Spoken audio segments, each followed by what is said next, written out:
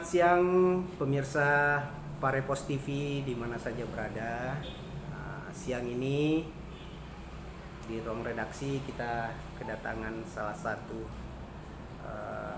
wartawan senior yang ada di wilayah Ajata Parang, khususnya juga Sulawesi Selatan. Selamat siang Pak Haji, Pak Ibrahim. Selamat siang Pak Ade. Ya. Assalamualaikum warahmatullahi wabarakatuh. Waalaikumsalam. Nah, siang ini Pak, kita akan membahas salah satu topik yang menarik yang jadi perbincangan baik di warung kopi walaupun di mana. Ini tentang perbedaan antara profesi wartawan dan lembaga swadaya masyarakat. Nah, mungkin Pak Ibrahim mungkin bisa menjelaskan sebenarnya wartawan itu apa? Ya. Itu gitu. Baik, terima kasih. Terkait mengenai pertanyaan saudara Ade bahwa apa perbedaan wartawan dengan LSM, itu jelas sekali bedanya. Kalau wartawan dilihat dari segi arti katanya saja itu menunjukkan bahwa kerja-kerja wartawan itu adalah orang yang mencari, kemudian mencari, mengumpulkan, lalu menulis berita, kemudian menyiarkannya kepada masyarakat melalui medianya. Ya, itu wartawan, kerja-kerja wartawannya. Sedangkan LSM itu adalah sebuah lembaga swadaya masyarakat yang kerja-kerjanya juga mengawasi berbagai hal tergantung dari izin mereka. Ada LSM yang bergerak misalnya di bidang pengawasan pemerintahan, ada yang bergerak di bidang pengawasan legislatif, pendidikan, dan macam-macam LSM. Jadi dari segi kerja-kerjanya ada kemiripan. Misalnya LSM itu mencari informasi tentang apa bidang kerjanya, ya. Setelah mereka mengumpulkan fakta dan data, bukti-bukti, lalu dia membuat suatu kesimpulan bahwa apakah yang bidang yang diawasi itu ada pelanggaran ataukah sudah berjalan bagus. Nah, kalau misalnya ada pelanggaran, biasanya seorang LSM itu nanti akan bermuara kepada pelaporan pihak berwajib atau pihak yang berkompeten. Misalnya ada kemungkinan dia laporkan dulu kepada pimpinan yang bersangkutan bidang kerjanya, kemudian misalnya kalau tidak ada tanggapan, dia bisa melanjutkan ke pihak penyidik. Jadi bukan untuk disiarkan seperti dengan kerja-kerja wartawan, ya itu. Nah, itu yang saya pahami, Pak Ade. Tapi nama yang mungkin juga kita patut sikapi.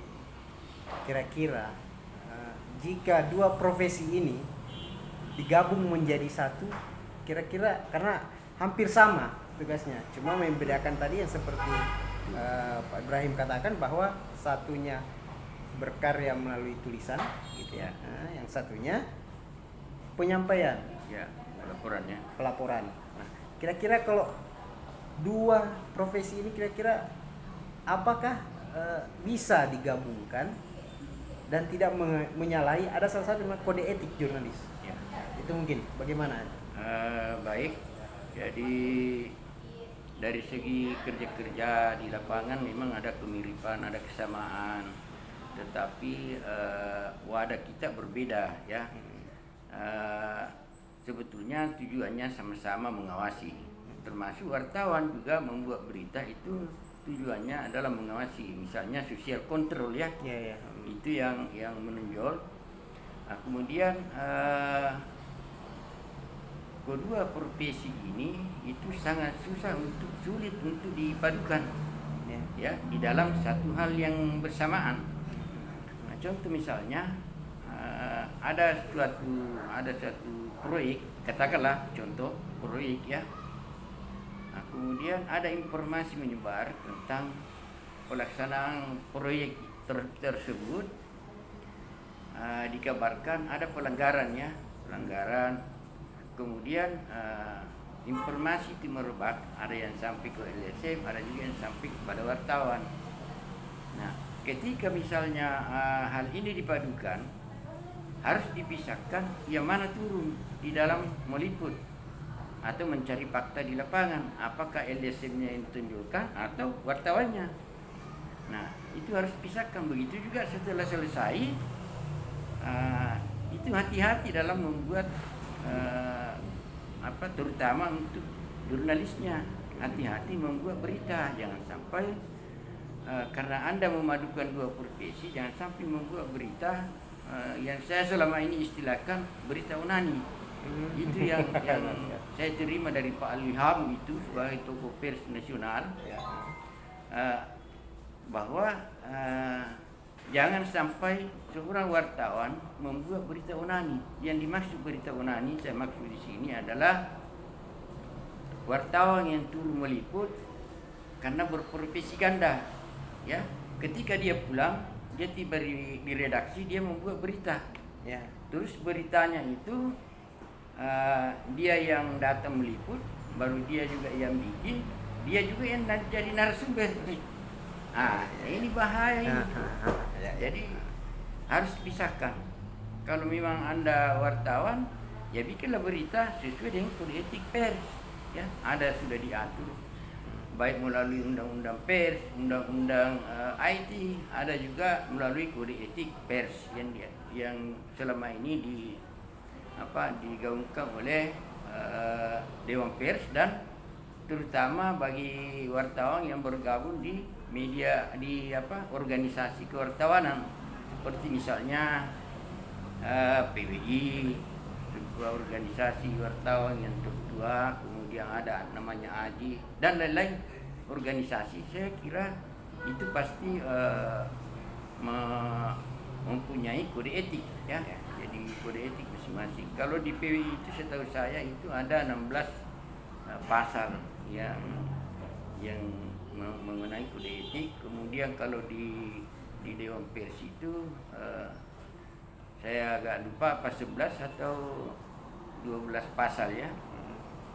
Tapi semua intinya adalah mengatur bagaimana agar kerja-kerja jurnalis itu tidak bercampur baur dengan kerja-kerja bidang lain. Nah, itulah juga salah satu hikmahnya kenapa organisasi PWI itu mengatur bahwa seorang yang memegang fungsi atau jabatan di organisasi itu tidak dibenarkan memangku jabatan lain di organisasi lain. Saya kira itu intinya sebetulnya. Kira-kira jika yang sekarang ini kan terjadi di adalah beberapa mungkin oknum lah atau apa yang bekerja dengan dua ganda profesi ini, kira-kira bagaimana? Apalagi Pak Ibrahim selama ini lama menjabat di organisasi PWI sebagai ketua di mantan ketua ya di Parepare baru.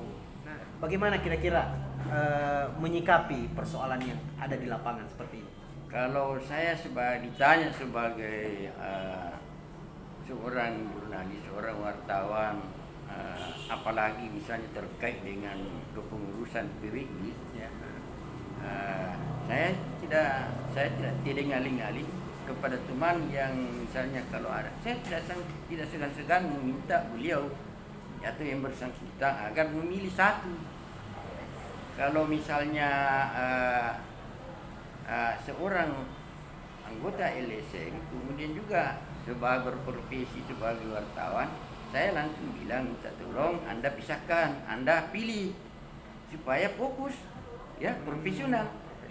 Nah, saya kira kalau dua organisasi yang kita pegang, dua lembaga, maka sangat susah untuk kita mencapai yang namanya profesional dalam menjalankan tugas. Karena suatu saat pasti akan terjadi konflik kepentingan. Nah, ini yang berbahaya teman-teman yang bekerja di dua profesi ini. Sekuat apapun, semampu apapun teman untuk menjaga bagaimana memisahkan kedua profesi ini, itu sangat susah karena berbagai faktor. Saya kira tidak perlu lagi saya panjang lebar menjelaskan di sini karena teman-teman wartawan maupun teman-teman LSM itu sudah paham betul. Dan kalau kita bisa saya memberikan contoh, ya salah satu contoh ini yang baru-baru kasus kejadian di Ndrekang kan. Saya tidak menyebut nama, tetapi saya mempelajari bahwa oknum yang mengaku sebagai wartawan itu menulis di media, apalagi medianya abal-abal, itu pasti ya terjerat dengan undang-undang.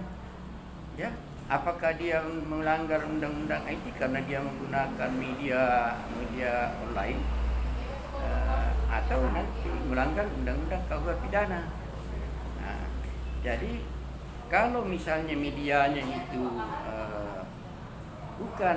tidak berbadan hukum, ya, tidak diakui oleh negara, maka bagaimana mungkin dilindungi melalui Undang-Undang Pers nomor 40 tahun 99. Itu tidak mungkin. Jadi ini yang perlu dicermati atau dipahami oleh teman-teman, terutama yang baru masuk bergabung dengan teman di media-media, itu harus dipelajari dulu media saya ini sudah berbadan hukum enggak. Nanti kalau tidak, ya coba lihat contohnya di Ndrekang. Artinya ada semua dampak. Teman mau membela, tetapi apa dikata? Mau biaya apa? Karena ada 2 undang-undang di sini yang dilabrakkan. Jadi perlu hati-hati memang menyikapi kejadian yang terjadi di Ndrekang ini. Kalau kita tidak bisa memisahkan antara kedua profesi yang kita pegang, misalnya katakanlah sebagai LSM, atau ada profesi lain seperti misalnya guru, apalagi kalau PNS itu sekarang sudah tidak digunakan lagi di PWI, tetapi sebagai misalnya untuk menjadi penulis, sebagai wartawan bolehlah. Saya kira itu tidak ada masalah sepanjang nanti tidak terjadi konflik kepentingan ya di dalam menjalankan profesinya. Saya kira itu pada yang kurang lebihnya. Jika misalnya ada teman-teman yang belum memahami ini, kita bisa berdiskusi panjang di luar acara ini. Ya. Terima kasih Pak Ade. Ya. Terakhir mungkin ya, terkait ini kan kita baru-baru melaksanakan Hari Pers Nasional. Ya. Untuk tahun 2021 ini. Kira-kira mungkin Pak Ibrahim mungkin bisa memberikan arahan, mungkin motivasi lah kepada teman-teman yang ada di lapangusnya, para wartawan ini. Apa-apa yang mereka harus perhatikan dalam peliputan mungkin, atau kelengkapan dirinya sendiri menyikapi juga kondisi yang terjadi di Ndrekang tadi. Ya. Nah, mungkin ada harapan bagi teman-teman wartawan mungkin. Nah itu saya kira kalau teman-teman bekerja betul-betul profesional, artinya teman-teman pasti sudah membaca ya undang-undangnya, sudah memahami kode etiknya, dan ketika Anda turun di lapangan dengan bekal undang-undang dan kode etik tadi, insya Allah Anda tidak akan terjadi pelanggaran, insya Allah. Itu sepanjang Anda memahami betul. Misalnya Anda mau datang ke suatu narasumber, itu mulai dari masuk di kantornya orang itu sudah diatur kode etik, ada kode etiknya. Jadi punya etika kita ini kan. Selain kita ini misalnya beragama Islam juga, ini ada ketimuran kan seperti itu, tetap menghargai yang namanya adat ya, adat ketimuran begitu. Mungkin juga salah satu mungkin kepada teman-teman mungkin masalah uji kompetensi wartawan yang wajib mungkin mereka ikuti atau bagaimana. Ya, nah itu kalau terkait dengan peningkatan kapasitas seorang wartawan, memang harus ya saya sarankan supaya teman-teman, bagi wartawan yang misalnya belum mengikuti UKW, ya saya sarankan supaya ikutlah UKW, apalagi yang masih muda-muda ya. Saya saja yang sudah puluhan tahun Hmm. dengan umur yang sudah kakek-kakek begini Iya. masih ikut kawin. Luar biasa. Jadi apalagi kalau yang masih muda, masih panjang waktunya. Iya. Insya Allah dengan memiliki status sebagai wartawan kompeten, apalagi Dewan Pers ini, Iya. itu akan membantu Anda untuk mengontrol diri ya di dalam bertindak. Saya kira ini pesan saya kepada teman-teman, adik-adik yang masih aktif di lapangan. Terima kasih Pak Ade. Ya. Oke, teman-teman semua, nah, mungkin itu adalah sebagian harapan mungkin dari Bapak Ibrahim Manisi tentang kondisi bagi teman-teman yang berprofesi sebagai wartawan di lapangan. Terima kasih banyak atas waktunya. Ya, terima kasih. Buat teman-teman lain, sampai jumpa di lain waktu. Assalamualaikum warahmatullahi wabarakatuh. Mantap. Parepos TV. Hidup Parepos TV.